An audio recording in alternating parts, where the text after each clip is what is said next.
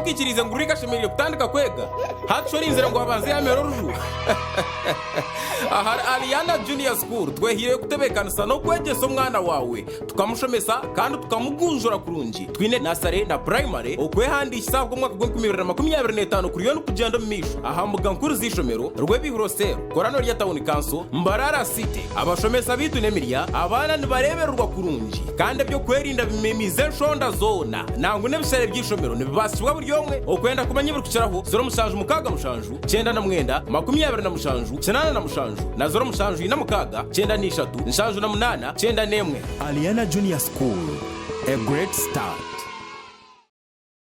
Held a joint opposition caucus meeting to discuss bills that are being processed by Parliament and our take on a couple of things and the entire process. There's two bills which are problematic, one more problematic than the other. The first being the Political Parties and Organizations Amendment Bill, where they are seeking to force political parties to sit and have negotiations and discussions and that kind of thing. It's problematic. It's hinged on the funding that political parties that have representation in Parliament get, that's passed by Parliament. And so the mover of the bill, or whoever sent her to move that bill, to propose and promote this bill, is saying parties that are not part of the National Consultative Forum will not receive funding that is passed by Parliament. That's interesting because National Consultative Forum is a creature of law. I know for a fact that the target has been, especially NUP, that decided to stay away from iPod. And we did give our reasons, but NUP is part of the National Consultative Forum. In fact, we are the vice chairs of the National Consultative Forum, because legally, the party in government chairs, then the leading opposition party seconds and nominates the vice chairperson. And previously, the vice chairperson we had nominated as a party was Honorable Jolly Mugisha. When she passed on, we nominated Councillor Benjamin Katana, who is the vice chairperson of the National Consultative Forum. So we are full members. The new twist they are trying to introduce therein is to say now let iPod be introduced as an element, more like a department within the National Consultative Forum. The challenge with that is that even legally it's problematic. iPod is an NGO. It's a loose club of willing people. The same way people can choose to be part of whichever club. There are various clubs in this country. You don't force people to be part of a club. Those who are willing can be part of it.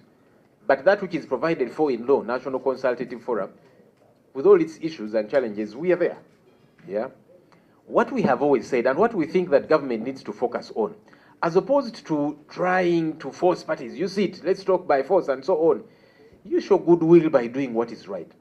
Our concern has always been the persecution. Stop persecuting us as leaders in the opposition and our supporters. Release all political prisoners. Let us as political parties, all the different political parties, especially those in the opposition, let them be able to go out there, do mobilization the same way NRM does and so on. That way, you just might entice us to say, okay, you want us to sit on a round table, let's sit. Because there's goodwill out there. But it doesn't make sense for you to say, let's sit, talk, have a cup of tea, take pictures and so on. But tomorrow when we say we are going to Arua for mobilization activity, police and the military will be waiting for us to foil our activities. So those are the things that need to be worked on. Otherwise, don't think you can force people to say, you sit in this room and talk by force. By the way, you could even force them to enter the room. But you're not going to force them to speak, to have genuine negotiations. That cannot be forced. So those who think that these things can be done by law are misguided. You can get a donkey, carry it by force to a well and take it to the well. But you will not force that donkey to drink water. It has got to open its mouth and drink the water. That's what needs to be addressed. The people of Uganda have never said no to a discussion about our country. In fact, we have always wanted that. But what kind of discussion do you want to have about our country? A discussion about good governance, a discussion about transition. You cannot have a leader for 40 years and it gets to be okay, who keeps tinkering with the constitution, amending it at every turn so as to keep in power. No. And so that's our major take on that, but also the idea that this particular bill, Political Parties and Organizations Amendment Bill and the UPDF Amendment Bill, are being processed hastily, in a hurried manner. This is unprecedented because the bill gets to be read for the first time today and it is sent to the committee. And then you see notices from Parliament and the committee being received by stakeholders saying, we are inviting you to come and give your views about this bill at 9 a.m. But the invitation letter is reaching the office at 8 a.m. And you're saying you want them to come 1 hour later. And you're saying all the input from different stakeholders is closing that very day.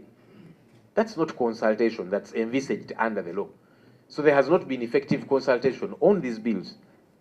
And that's problematic. And we are challenging that. I raised this matter on the floor of Parliament. And the Speaker said, don't worry, we are going to avail more time. But she was telling a lie. Because over the weekend, the committee has been meeting to write a report. That means consultations from different stakeholders ended. This is unacceptable. Our other concerns with the UPDF Amendment Bill is that the loyalty of the military courts is not to the Constitution, but to commands from the Chief of Defense Forces, from the Commander-in-Chief of the Armed Forces, from the High Command, and so on and so forth. That's where the military courts get to base their loyalty. Their loyalty is not to the Constitution. It is to commands. And that's what makes them very problematic. The Supreme Court was very clear. It said military courts are not envisaged as these ordinary courts. No. The Supreme Court said military courts can and should exist, but to deal with disciplinary issues that arise within the military. That if there's a fellow who doesn't like saluting his superiors, this one is always coming late to work. This one, whenever they're given assignments, they don't execute them, and so on and so forth. That those get to be dealt with internally. Just like any other company, even private ones, they've got disciplinary mechanisms, disciplinary committees and so on, for internal issues. But for any criminal matter, all those have got to be handled by the civilian courts. The law says the High Court of Uganda has got unlimited jurisdiction. And the Supreme Court made it very clear. What I see them trying to clutch onto, saying, well, the Supreme Court said, except in peculiar circumstances that are unavoidable. What are those peculiar circumstances? For any offense that is not provided for to be handled by civilian courts. Those are the peculiar circumstances that can be talked about. But if it is murder, if you're saying a military man has used his gun and killed people, that's murder. It's triable by the High Court. Take him to the High Court, not to the military courts. And that's why we find trouble with what our colleagues are trying to do. Also, these military courts do not meet the threshold of a fair trial before an independent and impartial court that's provided for in Article 28(1) and 126 of our country's constitution. These military courts, they do not guarantee that because the trial is not fair. It's not impartial. The biggest winners from the ruling of the Supreme Court actually were soldiers, because many of them have for a long time been persecuted by the military courts. When you annoy your boss for whatever reason, he will send you to the court-martial, and you have no recourse anywhere, because for them they cannot even complain. At least we, the politicians, we can talk about our colleagues who are being held by the military court, the Machetes, the Asin Kalanzis, and so on. But no one even talks about the numerous military persons that have been tried and sentenced by the military court, and they're there suffering because of persecution. And so we are saying, as we are pushing back against this, soldiers, you need to stand up and be counted. Because this ruling of the Supreme Court was good for you as well. And that's why we are saying this should not just be a matter of the opposition. It should be a matter for all of us in the country, for us to be concerned. Finally, maybe second to finally, we told you about the 100 million shilling saga. Of course, when we talked about this, you saw some people running quickly saying that is street talk. Those are rumors. Those opposition people, they want to make Parliament look bad. Some even promised to take me to court and other colleagues here. Others said I should apologize together with my colleagues, that we should apologize for saying bad things about our colleagues in Parliament. But with time, the truth did come out. And all those who were making threats went mute.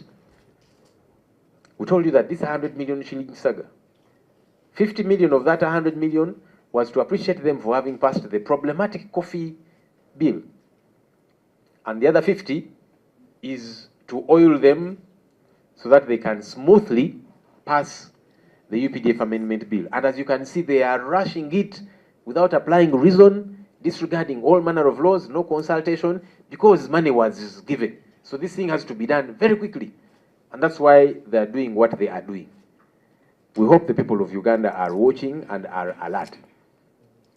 Finally, there has been calls from different sections of the public saying that as the opposition, we should stay away from the sitting tomorrow, which is going to consider these problematic bills. And the reasoning by those who vouch for that view has been that when we attend, we shall be legitimizing the process. Some have even said that when we don't attend, they will not be able to pass these bills, which is actually not true, because the House can continue and process even without us. We, in our meeting this morning, have appreciated all those different concerns, which are out of frustration, because the people of Uganda are frustrated. They want better, they want change, they are tired of oppression. And so it is out of frustration that they are saying, maybe this is what might work. When the sober MPs stay out of the House, when this bill is being passed. That's the frustration that we hear.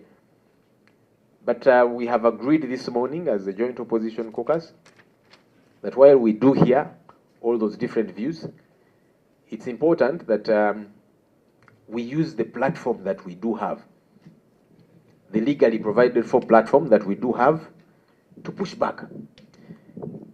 Is it going to be easy? Certainly not.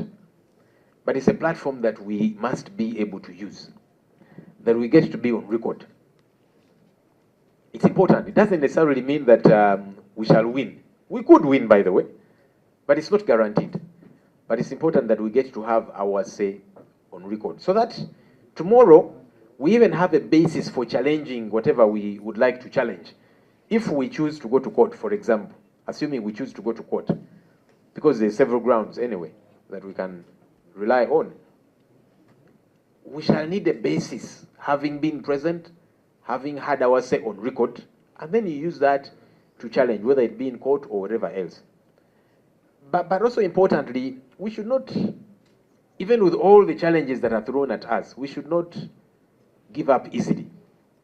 And we'd like to appreciate the people of Uganda who are very resilient. They have been boxed in a corner, they have been persecuted, but they don't stop. And we encourage them to keep fighting. You've heard some people saying, you who talk on Twitter, on social media and so on, when you talk, what value does it add? We think that it adds value, and that's why we encourage Ugandans, don't keep quiet. No one should tell you don't use that platform, that when you speak on social media, nothing changes. No, it adds value in the grand scheme of things. So don't stop tweeting, don't stop speaking on social media, use those platforms. And it's the same thing we are saying as members of Parliament. Let's use the platform that we have also to push back. No one should take away any platform that is available to us, whether it be to expose, to be on record, to talk about these ills, to push back. Let's use them. So all the platforms that we have, let's use them. That's the resolution we've taken in our meeting today. And we're encouraging Ugandans, you might not be a member of parliament, so your voice might not be captured on the Hansard. But when you talk about these issues on Twitter, on Facebook, whether it be through a text, whether it be through a video or an audio and so on, it adds value. So let's not stop. Let's all use those platforms. And for members of parliament, you have beyond just your social media platform. You have this platform in the House. And so we are saying, tomorrow, we are going to use that platform. Good enough, the points of law that we have on our side are very clear. Like we did say during the passage of the coffee bill, we said we shall push back. And we said we shall not move out. If they want, they can move us out. And that's what they did during the coffee bill. You remember? They switched off the lights. They first moved you journalists out. And then they came for us. We said that they can do. But we shall not make it easy for them and move ourselves out. So even in this regard, we are saying we shall be present because our people elected us and they expect us to speak out. Our people know that we have fewer numbers, but they want to hear those few voices speak out loudly.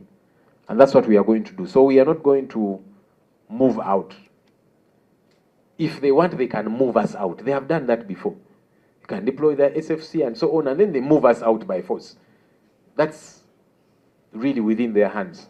But on our end, we are going to use the law, the rules, and we are going to use our space and our platform to speak out so that the voice of the minority gets to be very loud.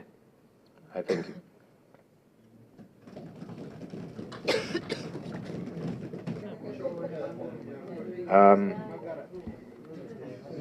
Bannamawulire abasinga temunnayiga Lunyankole, so sigenda kwogera Lunyankole. Ate tuli mu boardroom ya leader of opposition, tuli mu basement. Ebintu bino bisesa naye nga ate bya nnaku. Tubayise wano olwaleero nga bannamawulire okwogera ku nsonga ez'enjawulo. Amakya ga leero tubadde ne joint opposition caucus meeting y'ababaka ba parliament abali ku ludda oluvuganya ono mu parliament. Ne tuwayamu ku nsonga ez'enjawulo okusingira ddala ebbago ly'etteeka eriri mu parliament. Actually gali abiri getulaba agasinga okubeera n'obuzibu. Okusookera ddala Political Parties and Organizations Amendment Bill. Ebbago eryo baalireeta eyalireeta munnange sinalirye Honorable Nakut Faith baamukwata bukwasi nti kakati ng'oba otambuza kino. Mujjukira abaali balina okuleeta etteeka lino Honorable Okiroro Bosco ne Honorable Basaalirwa be baali ne ku order paper ne wali ku lasiti oba ne bakivubuukamu oba ne bakitya saategeera bulungi naye twabuuza nti ate kakati abali ku order paper nga ate si be balireese. Anyway ne bafunayo awo Honorable Nakut ne bakimwambaza ng'era olaba ate magana nga tabitegeera na bulungi kubanga teryali bbago lye. Ebbago lino obuzibu obusinga okubeera mu ddyo balowooza nti bayinza okukaka ebibiina by'ebyobufuzi. Tutuulaawo tuwayemuko tunyemuko kacaayi ku mpaka. Ekyo tekisoboka. Already tuli members aba National Consultative Forum kubanga bo bali batagetinga NUP kubanga ffe twagamba iPod tetujja gigenda mu Mwai Museveni agikozesa okulaga ensi yonna nti ye atuula n'abamuvuganya ne banywamuko kacaayi ne bawayamuko naye olufuluma meeting eyo mujja genda lwo okutegeka omukolo babakubitiya gaasi n'ebirala. Kakati zino enteeseganya ziba zaaki? Ziba za kubuzaabuza, ziba za kuwuddiisa. So kati already tuli members aba National Consultative Forum. So kati abakitadde mu tteeka nti yes ebibiina ebiri mu parliament okufuna sente ziyisibwa parliament bina kubeera bamemba ba National Consultative Forum. Already tugirimu, in fact ffe bamyuka nga NUP tteeka ligamba nti ekibiina ekiri mu buyinza be bakubiriza era be basekendinga chairperson. Ekibiina ekiri ku ludda oluvuganya ekirina ababaka abangi kyekireeta vice chairperson era ffe abateekayo vice chairperson. Yasooka yali Mama Jolly Mugisha yafa bambi ne tuteekayo Council Benjamin Katana era kyali akubiriza enkiiko. Naye kati bateesemu ango ya iPod nti iPod nayo ebeere part of National Consultative Forum. Ekyo nno kimenya amateeka kubanga iPod eringa NGO teri mu mateeka. Bino ebitongole by'obwannakyewa NGOs tuyinza gamba nti kakati okitadde mu teeka buli omu alina okukibeeramu. Ebanga club, social club, tuyinza kaka abantu nti kakati mwenna mbeeremu eno social club. Nedda, abaagala okugibeeramu bagibeeremu, abatayagala ddembe lyabwe. Naye National Consultative Forum yo tuli ba member era tewali kitugaana kubanga eri mu mateeka. Kyetuze tugamba gavumenti nti bannayuganda actually baali agadde okwogera ku ggwanga lyabwe, naye nga biki bye twogerako? Kubanga bannayuganda baliisibwa akakanja, tebalina mwaganya kuwagira kye baagala kuwagira. Gwe basanga ayambadde t-shirt emmyufu nga bamukwata bamutwala mu kooti y'amagye babatwala eyo mu zi basement, simanya kubayigiriza Lunyankole n'ebirala ebitategeerekeka. Kaka tuyinza teekawo mbeera eyo ate n'ogamba bannaye mujje tunywemuko kacaayi tuwayemuko. Ffe twabagamba oba mwagala bannayuganda bakkirize nti kale mwagala kuteesa ku ggwanga lyabwe na ngeri ki gye lifugibwamu, obukulembeze bunaakyuka butya, musooke mukole ebyangu nnyo, mute abasibe political prisoners bateebwe.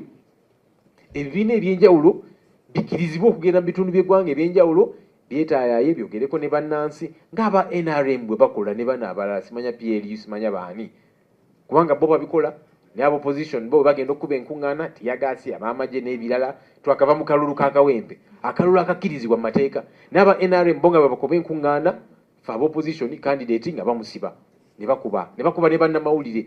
Kati toyinza kuteekawo mbeera eyo ate n'ogamba mujje tunywemuko kacaayi twogere. Sooka otereeze ebyo ebigenda mu maaso ebikyamu byonoonye. Awo boolyawo bannayuganda bayinza ogamba kale kati tutuule ku ttebo, era mu kutuula ku ttebo eyo twogera ku ki? Twagala obukulembeze bukyuke mu mirembe n'ebirala bwe bityo. N'ekyo nga tekigenda kubeerawo, nga tekinnabeerawo, toyinza kaka nti kakati tugenda batuuza mu ruumu ku mpaka muwayemuko. Tekisoboka. Abantu ne bw'obatuuza mu ruumu ku mpaka ayinza otuulaawo n'atabaako nekyayogera. Oyinza okukwata embuzi n'ogikaka n'ogitwala emugga nti kakati nywa amazzi, ojja gituusaayo ku mpaka. Togenda gyasamya era oginywese ku mpaka. Tekisoboka. So tuleme kwebuzaabuza. Honorable Nakuti ne banna abakukozesa baleme kukutomeza. UPDF Amendment Bill okusookera ddala era nene ya political parties tuze tukyogera lunye nti bannaffe bali mu kumenya amateeka mu ngeri gye baddusaamu etteeka lino, amateeka gano. Kubanga amateeka gagamba nti committees ziprocessinga bills zino mu nnaku 45. Naye kati gwe first reading ebaddewo leero olw'eggulo, enkeera ku makya amabaluwa ne gatambula, ssaawa 2 gatuuse ku maofiisi nga babagamba ssaawa 3 mujje mu komiti muwe endowooza zammwe. Ekyo tekisoboka. Ate ne bagamba nti endowooza ze muwaayo tezigenda kusukka lunaku lwa leero. Kiki lwaki bakiddusa nnyo? Bano abapapa ye abaffe lwaki tebapapa bwe bati bwe bawulira nti amataba gayodde abantu, ebuduuda ettaka ligwiridde abantu ne bafa, kiteezi nawa juuze ensoke zaayonoona ebintu by'abantu ekalangala, abamu ne bafa n'okufa. Ne kaakano wetwogerera buyambi tebunnatuuka. Lwaki ku nsonga bwe zityo tebapapa tebadduka speed ne batwala obuyambi ne bataasa abantu nga bwe badduka speed ku tteeka lino, ate nga etteeka litukkiriza ennaku eziwerera ddala? Ekyo kikulaga nti kye bakola kikyamu, balina bye bakukusa. Ensonga eno nagyogerako mu palamenti era sipiika ne mugamba kino kyokukola kikyamu. Sipiika n'agamba temufaayo tugenda kubongera obudde, naye era yali alimba kubanga weekend eno yonna bannaffe bali mu kutegeka report egenda okusomebwa olunaku lw'enkya. Kati kitegeeza madamu sipiika watulimba era tugenda kujjukiza olunaku lw'enkya. Ekyokubiri ku tteeka lino, amagye bo kye bawuliriza si ssemateeka, bawuliriza biragiro okuva ewa CDF, okuva ewa commander in chief, okuva eri high command. Ebiragiro gye biva mu kifo ky'okufuna ebiragiro era ne batambulira ku biragiro ebiri mu ssemateeka. Bo ebiragiro walina abalala babifuna. Kati awo wali obuzibu nti bo tebeesigama nnyo ku ssemateeka, beesigama ku bakama baabwe. Ekyo kiba kikyamu. Kooti ensukkulumu yagamba nti kooti z'amagye mu kubeerawo kwazo zina kwasaganya nsonga ez'omunda ez'amagye nti kakati ono tayagala kukubira saluti bakama be, ono atuuka leeti ku mulimu, ono bamudeployinga tayagala, ono ayina emputtu bwe bityo.